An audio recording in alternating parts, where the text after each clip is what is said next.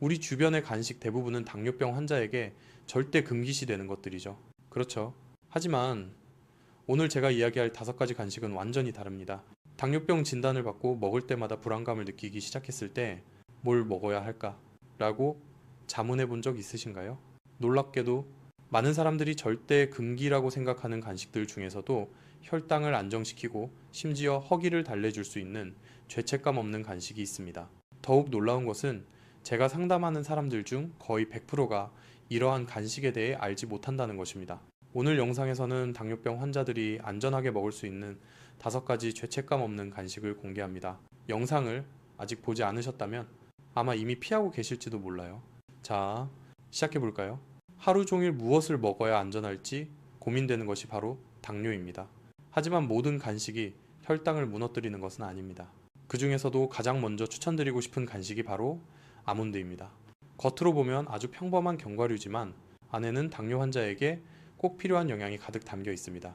식이섬유는 혈당의 급상승을 늦추고 단백질은 포만감을 오래 유지해 불필요한 간식을 줄여줍니다. 무엇보다 단일 불포화 지방이 풍부해 식사 후 혈당이 갑자기 치솟는 것을 완만하게 잡아줍니다. 아몬드가 실제로 효과가 있다는 것은 연구에서도 확인된 사실입니다. 2017년에 발표된 한 임상 연구에서는 제2형 당뇨 환자에게 아몬드를 식단에 포함시켰을 때 식후 혈당 반응이 개선되고 인슐린 저항성이 완화되는 결과가 나타났습니다. 즉, 아몬드는 단순한 간식이 아니라 혈당을 안정시키는 데 도움이 되는 과학적으로 근거 있는 선택이라는 뜻입니다. 그렇다면 언제, 얼마나 먹어야 좋을까요? 가장 이상적인 양은 하루 한 줌, 약 20알 정도입니다. 이 정도면 충분한 포만감을 주면서도 열량 부담이 크지 않아 안정적입니다. 식사 전 15분에서 20분 사이에 먹으면 특히 효과가 좋습니다. 탄수화물 위주의 식사를 앞두고 아몬드를 먼저 먹어두면 식후 혈당이 천천히 오르도록 도와줍니다. 오후에 달콤한 것이 당길 때에도 아몬드는 마음을 안정시키는 든든한 선택이 되어줍니다. 다만 잠자기 전에는 위에 부담이 될 수 있어 피하는 것이 좋습니다. 아몬드는 작지만 강한 힘을 가진 간식입니다. 한 줌의 작은 습관이 혈당을 지키고 하루를 안전하게 보내는데 큰 힘이 됩니다. 몸이 더 편안해지는 변화를 직접 느껴보시길 바랍니다. 이 영상이 도움이 되셨다면 좋아요와 댓글로 함께 해주세요. 여러분의 한 클릭이 큰 힘이 됩니다. 그런 분들에게 두 번째로 꼭 추천드리고 싶은 간식은 바로 무가당 그릭 요거트와 블루베리 같은 베리류입니다. 이 조합은 맛뿐 아니라 혈당 관리 면에서도 매우 뛰어난 균형을 갖추고 있습니다. 무가당 그릭 요거트는 일반 요거트보다 단백질이 훨씬 높고 당 함량이 낮아 혈당을 안정시키는 데 큰 도움이 됩니다. 여기에 식이섬유와 항산화 성분이 풍부한 베리류를 소량 더하면 맛은 더 좋아지고 혈당은 더 안정적으로 유지되는 효과가 생깁니다. 실제 연구에서도 그릭 요거트는 식사 사이에 섭취할 경우 혈당 반응을 완만하게 만들고 포만감을 오래 유지시키는데 긍정적인 영향을 주는 것으로 확인되었습니다. 베리류 역시 혈당 지수가 낮고 항산화 물질이 풍부해 인슐린 감수성을 개선하는데 도움이 된다는 보고들이 있습니다. 그렇다면 어떻게 먹는 것이 좋을까요? 하루 적정량은 무가당 그릭 요거트 반 컵에서 한 컵 정도, 여기에 블루베리나 라즈베리 같은 베리류 한 소량을 더하는 방식이 가장 이상적입니다. 베리류는 한 줌 정도면 충분합니다. 이 조합은 단맛은 은은하게 살리면서도 혈당을 급격하게 올리지 않아 당뇨 환자에게 특히 안전합니다. 먹기 좋은 시간은 오전이나 오후의 공복 간식 시간입니다. 식사와 식사 사이에 찾아오는 허기짐을 안정적으로 잡아주고 다음 식사에서 과식을 막아주는 효과가 있습니다. 또한 운동 전에 가볍게 먹어도 부담이 적고 에너지를 천천히 공급해주기 때문에 혈당 변동을 줄이는 데 도움이 됩니다. 단, 잠자기 직전에는 피하는 것이 좋습니다. 무가당 그릭 요거트와 베리류는 단순한 간식이 아니라 혈당과 속도 모두를 천천히 안정시키는 조용한 조력자와 같습니다. 달콤함이 그립지만 걱정되는 순간 이 조합은 마음도 몸도 편안하게 해줍니다. 당뇨가 있을 때 간식은 늘 고민의 대상입니다. 달지 않아도 탄수화물이 많은 음식은 금방 혈당을 밀어올리고 달지 않은 음식조차 불안하게 느껴지기도 합니다. 하지만 세 번째로 소개해드릴 간식, 삶은 달걀은 그런 걱정을 크게 덜어주는 아주 믿음직한 선택입니다. 삶은 달걀은 단백질이 풍부하고 탄수화물이 거의 없어 혈당을 올리지 않습니다. 단백질은 위에서 천천히 소화되기 때문에 포만감을 오래 유지시켜 다음 식사에서 폭식이나 과식을 막아줍니다.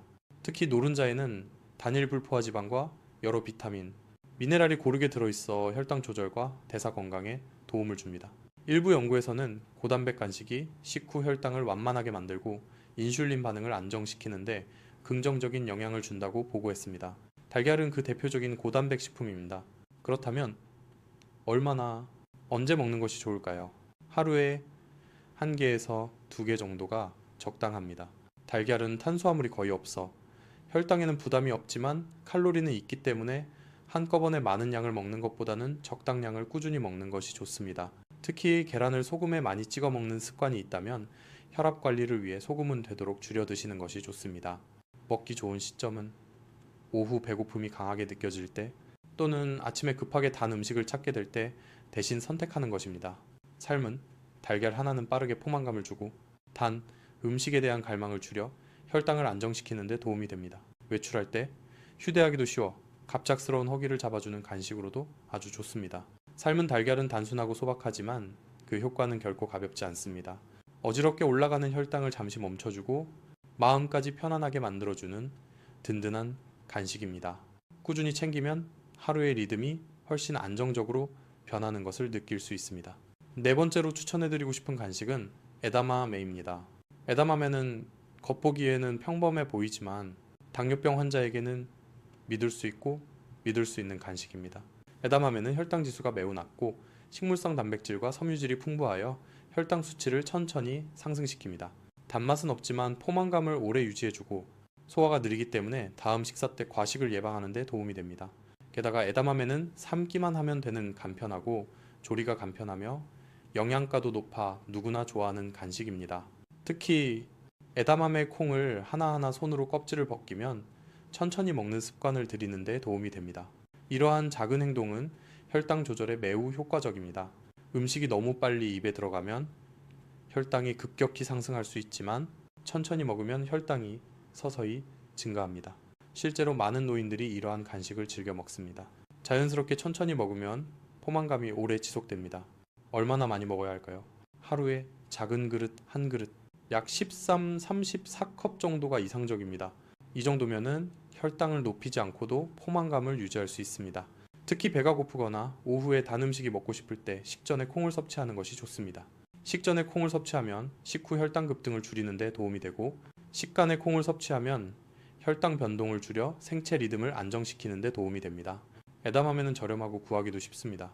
간단하면서도 영양가 있는 간식으로 혈당 수치를 안정적으로 유지하는 데 도움이 되어 당뇨병 환자에게 완벽한 간식입니다. 하루 종일 배가 고프다면 혈당 수치를 떨어뜨리지 않는 간식을 선택하는 것이 중요합니다. 하지만 당뇨병 환자라면 누구나 한 번쯤은 경험해 봤을 음식이 있습니다. 바로 간절히 원하면서도 동시에 두려워하는 음식입니다. 마치 달콤한 간식에 대한 갈증을 해소해주는 구원자처럼 보이지만 동시에 혈당 수치를 갑자기 급등시킬 수 있는 위험한 위협처럼 느껴지기도 합니다. 놀랍게도 적절한 섭취량과 적절한 접근법을 통해 이 음식은 당뇨병 환자에게도 금물입니다. 오히려 안전하고 유익한 선택이 될 수 있습니다. 다섯 번째로 소개할 간식은 카카오 함량이 80, 90%에 달하는 다크 초콜릿입니다. 진하고 풍부한 색감과 쌉싸름하면서도 강렬한 코코아 향은 오랫동안 단 음식을 피했던 사람들에게는 잃어버린 기쁨을 안겨줄 수 있습니다. 하지만 카카오 함량이 높은 다크 초콜릿은 일반 초콜릿이나 쿠키와 달리 혈당 수치를 급등시키지 않아 안전한 간식입니다. 당뇨병 환자에게 다크 초콜릿이 권장되는 이유 중 하나는 코코아에 함유된 폴리페놀 때문입니다. 폴리페놀은 여러 연구에서 항염증 효과, 심장, 건강, 증진, 인슐린 민감도 개선 효과가 있는 것으로 나타났습니다. 또한 일부 연구에서는 코코아에 함유된 생리활성 화합물이 신체의 인슐린 활용 방식에 긍정적인 영향을 미치고 식후 혈당 변동을 줄여준다는 결과도 보고되었습니다. 다크 초콜릿이 만병통치약은 아니지만 적절히 섭취하면 혈당 조절에 도움이 될 수 있다는 것은 분명합니다. 많은 사람들이 알지 못하는 것은 다크 초콜릿과 일반 초콜릿의 가장 큰 차이점은 당 함량이라는 것입니다. 카카오 함량이 80, 90%에 달하는 다크 초콜릿은 당 함량이 매우 낮아 일반 초콜릿처럼 혈당 수치가 급격히 상승하는 경우가 드뭅니다. 반면 밀크 초콜릿, 화이트 초콜릿, 그리고 다른 많은 단 음식에는 정제 설탕이 많이 함유되어 있어 혈당을 빠르게 상승시키고 당뇨병 환자에게 위험을 초래할 수 있습니다. 따라서 단 음식이 당길 때 다크 초콜릿을 선택하는 것만으로도 혈당을 상당히 안정시킬 수 있습니다. 또한 심리적인 이점도 상당합니다.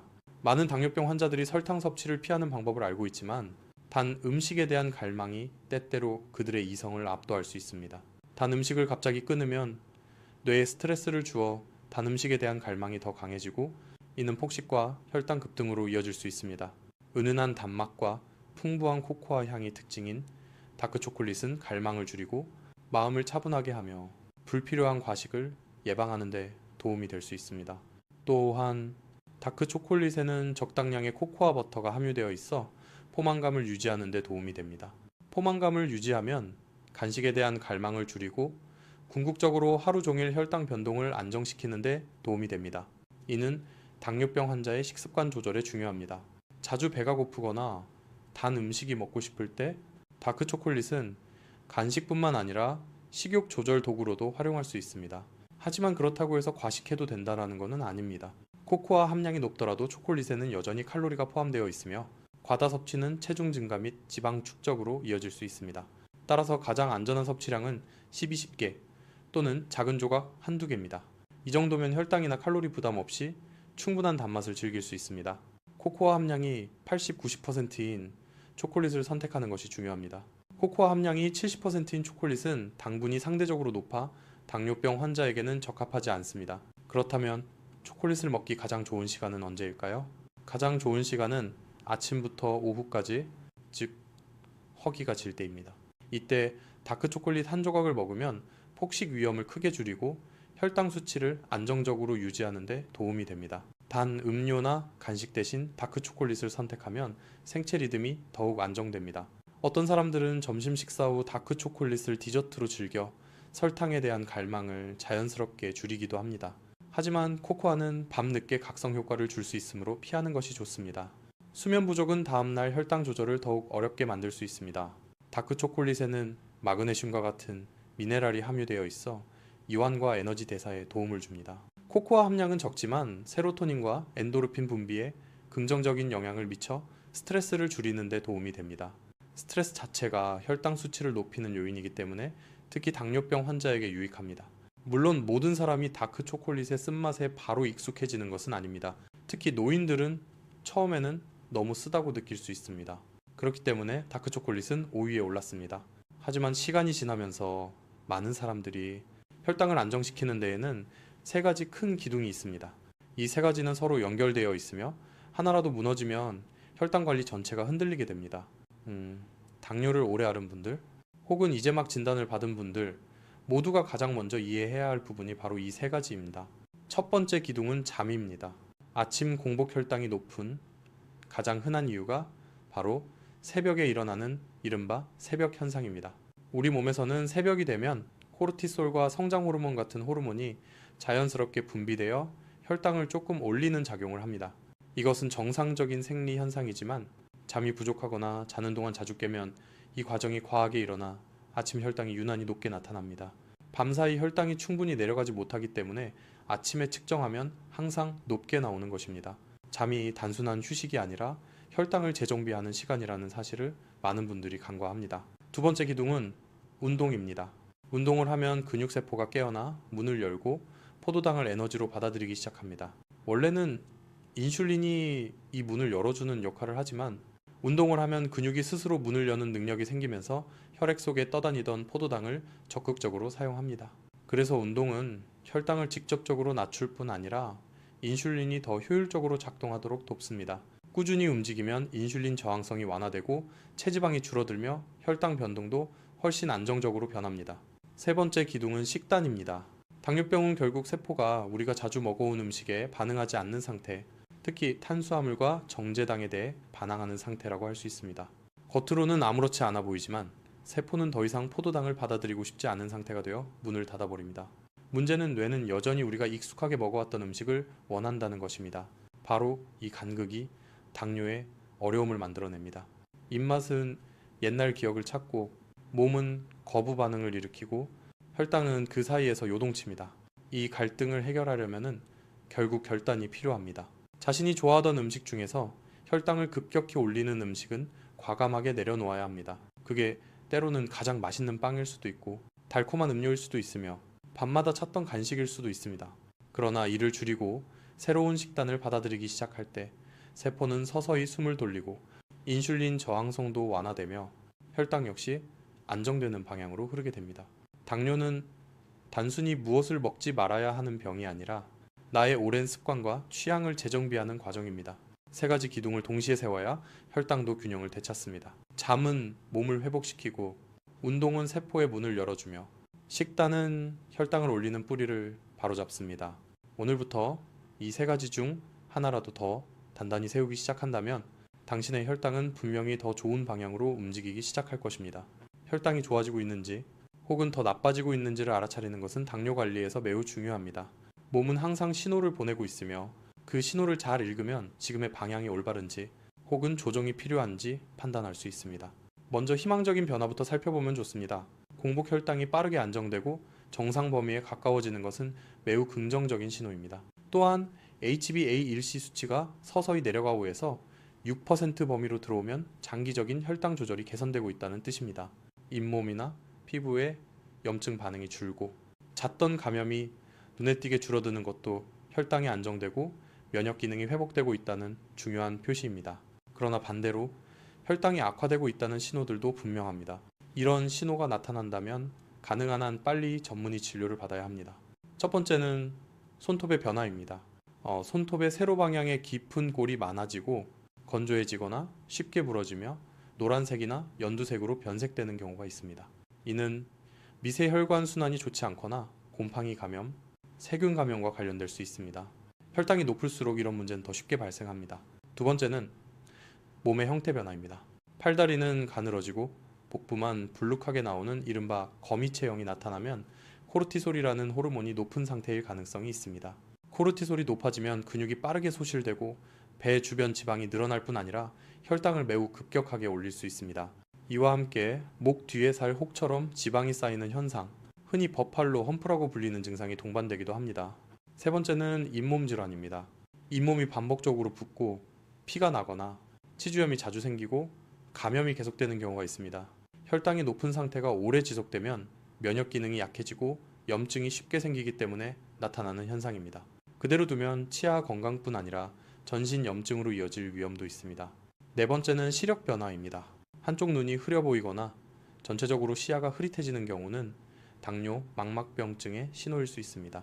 이 병은 통증 없이 서서히 진행되기 때문에 증상을 느낄 때는 이미 진행된 경우가 많습니다. 따라서 시력이 조금이라도 달라졌다고 느껴지면 바로 안과 전문의를 찾는 것이 필요합니다. 몸은 언제나 조용히 신호를 보냅니다. 작은 변화라도 놓치지 않고 살피면 혈당 관리의 방향을 빠르게 바로잡을 수 있습니다. 이런 신호를 이해하는 것이 당뇨를 안정시키는 첫걸음입니다. 당뇨 환자가 간식을 고를 때에는 몇 가지 분명한 원칙이 필요합니다. 작은 한 입이 하루 혈당 전체를 흔들 수 있기 때문에 기준을 명확히 세우는 것이 중요합니다. 기본 원칙은 세 가지입니다. 식이섬유가 많을 것, 단백질이 충분할 것, 그리고 물을 적절히 함께 섭취할 것입니다. 이 세 가지가 갖춰지면은 간식이 혈당을 갑자기 올릴 가능성은 크게 줄어듭니다. 시중에서 파는 제품을 고를 때에는 반드시 라벨을 꼼꼼히 확인해야 합니다. 가장 먼저 확인할 것은 당이나 총당 함량입니다. 여기에는 자연당과 첨가당이 모두 포함되므로 숫자가 높을수록 피하는 것이 좋습니다. 두 번째는 사용된 전분 종류입니다. 옥수수 전분, 타피오카 전분, 정제 녹말 등은 흡수가 매우 빨라 혈당을 쉽게 올릴 수 있으므로 제한이 필요합니다. 세 번째는 트랜스 지방입니다.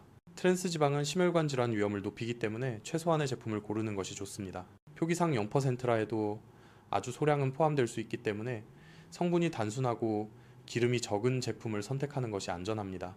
혈당을 크게 올리지 않으면서도 만족감을 주는 음료와 간식은 생각보다 다양합니다. 예를 들어 설탕이 들어있지 않은 순수 카카오 가루를 우유나 두유에 타서 마시는 방법이 있습니다. 카카오 가루 자체는 식이섬유가 많고 트랜스 지방이 없어 당뇨 환자에게 비교적 안전합니다. 카카오 닙스를 견과류와 함께 먹는 것도 좋은 방법입니다. 씹는 맛이 좋고 혈당도 안정적으로 유지됩니다. 당뇨 환자를 위한 버전으로 바꿔서 먹을 수 있는 음식들도 있습니다. 생야채를 스틱 형태로 썰어 마요네즈 같은 저당 소스에 찍어 먹는 방법은 부담이 적고 포만감을 오래 유지해줍니다.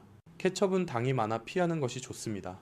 늦은 밤, 출출할 때는 소고기 무국처럼 고기와 채소, 국물이 모두 들어있는 국 요리가 좋은 선택이 됩니다. 밥 없이 국과 고기, 채소만 먹어도 충분히 든든하고 혈당을 크게 올리지 않습니다. 떡볶이는 많은 사람이 좋아하지만 당뇨 환자에게는 떡과 고추장 때문에 부담이 큽니다. 떡 대신 말린 두부 껍질인 푸주를 사용하면 탄수화물 부담을 크게 줄일 수 있습니다. 동일한 양념을 사용하더라도 전분이 훨씬 적기 때문에 혈당이 덜 오르고 훨씬 가볍게 즐길 수 있습니다. 간식은 당뇨 관리의 적이 아니라 올바르게 선택할 때 큰 도움이 되는 도구가 될 수 있습니다. 라벨을 읽고 전분과 당을 피하고 식이섬유와 단백질이 풍부한 간식을 선택한다면 하루 혈당은 훨씬 더 안정적으로 유지될 수 있습니다. 당뇨를 관리하는 길은 길게 느껴질 때도 있지만 사실은 아주 작은 선택들이 쌓여 만들어지는 조용한 변화의 여정입니다. 그 첫걸음은 혈당을 꾸준히 측정하는 데서 시작됩니다. 매일 같은 시간에 혈당을 재는 단순한 습관만으로도 우리는 몸이 어떤 음식을 좋아하는지, 어떤 날은 왜 더 흔들렸는지, 무엇이 나에게 맞지 않는지 분명하게 알 수 있습니다. 숫자는 냉정하지만 정직하고 우리가 올바른 길을 가고 있는지 조용히 안내해 줍니다. 나이가 들수록 혈당은 더 쉽게 출렁이기 때문에 몸이 보내는 작은 신호를 놓치지 않는 것이 매우 중요합니다. 손톱이 갈라지거나 잇몸이 자주 붓는 것, 시야가 흐려지거나 팔다리는 가늘어지는데 배만 나오는 체형 변화 같은 작은 변화들은 모두 몸이 보내는 경고일 수 있습니다. 이런 신호를 빨리 알아차리고 필요한 검진을 받는다면 합병증을 예방하고 더 건강한 하루를 지킬 수 있습니다. 하지만 당뇨를 관리한다고 해서 삶의 즐거움을 모두 포기할 필요는 없습니다. 올바른 간식을 선택하고 식습관을 조금만 손보면 혈당을 지키면서도 충분히 맛있게 먹을 수 있습니다. 아몬드 한 줌, 무가당, 그릭 요거트와 베리류, 삶은 달걀, 에다마메, 그리고 카카오 함량이 높은 다크 초콜릿 같은 간식들은 혈당을 급격하게 올리지 않으면서도 허기와 스트레스를 안정시켜 줍니다. 이런 간식들은 중장년층에게 특히 좋은 선택이며 식사 사이의 공복을 안전하게 채워줍니다. 중요한 것은 완벽하게 지키는 것이 아니라 천천히 그러나 꾸준히 바꾸어 가는 것입니다. 잠을 조금 더 깊게 자고 하루 15분이라도 걷고 정제된 탄수화물을 줄이고 식이섬유와 단백질을 늘리는 것, 이런 작은 변화들이 결국 몸 전체의 균형을 되찾아주고 혈당을 거의 정상에 가깝게 만드는 힘이 됩니다. 식단을 조심한다고 해서 삶이 불편해지는 것이 아니라 오히려 더 편안해지고 더 건강해지는 길이 열립니다. 당뇨는 조기에 발견하고 꾸준히 관리하면 충분히 안정될 수 있는 질환입니다. 무엇보다 중요한 것은 내 몸을 지켜내겠다는 마음과 다시 시작할 수 있는 용기입니다. 매일의 작은 선택들과 몸의 신호를 들여다보는 태도는 나이가 들어도 건강하게 살아갈 수 있는 가장 큰 자산이 됩니다. 이 영상이 여러분의 하루에 작은 도움이 되었다면 좋아요와 댓글로 함께 해주시고 앞으로도 건강한 삶을 위한 정보를 계속 받아보고 싶으시다면 채널을 구독해 주시면 큰 힘이 됩니다. 여러분의 건강한 내일을 진심으로 응원합니다. 함께 해주셔서 감사합니다. 댓글을 남기고 좋아요를 눌러주시고 더 재미있는 영상을 보려면 구독하는 것도 잊지 마세요. 다음 영상에서 뵙겠습니다.